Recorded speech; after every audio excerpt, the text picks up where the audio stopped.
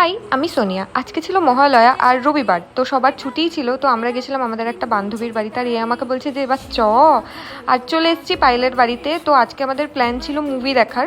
আর এখানে হচ্ছে আমরা সুমনকে ভিডিও কল করছিলাম, কারণ এই ভাইটি আমাদের আসতে পারেনি, সে তার দিদির বাড়ি গেছিলো।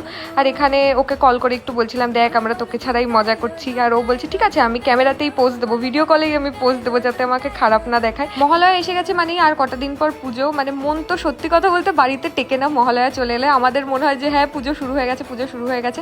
তো ওই জন্য বাড়িতে থাকতে ভালো লাগছিল না, তার জন্য এই প্ল্যানিংটা করা। পুজোর সময় পঞ্চমী থেকে বাড়িতে বসতে একদম ভালো লাগে না। মণ্ডপে যদিও ষষ্ঠীর দিন ঠাকুর আসে, কিন্তু আমাদের সন্ধেবেলায় এক পাক হলেও বেরোতে হয়। আর বাড়ি আসার সময় তারপরে কাকিমা আমাদের খেতে দিয়েছিল ফ্রাইড রাইস আর চিলি চিকেন।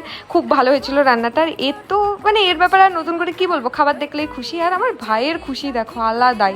আর খাওয়ার পরে আমাদের ঝাল লেগে গেছিলো, তাই আমরা একটু বিস্কুট খাচ্ছিলাম, আর তারপরে আরেকটু বসে গল্প করে বাড়ি চলে আসি। তো চলো টাটা।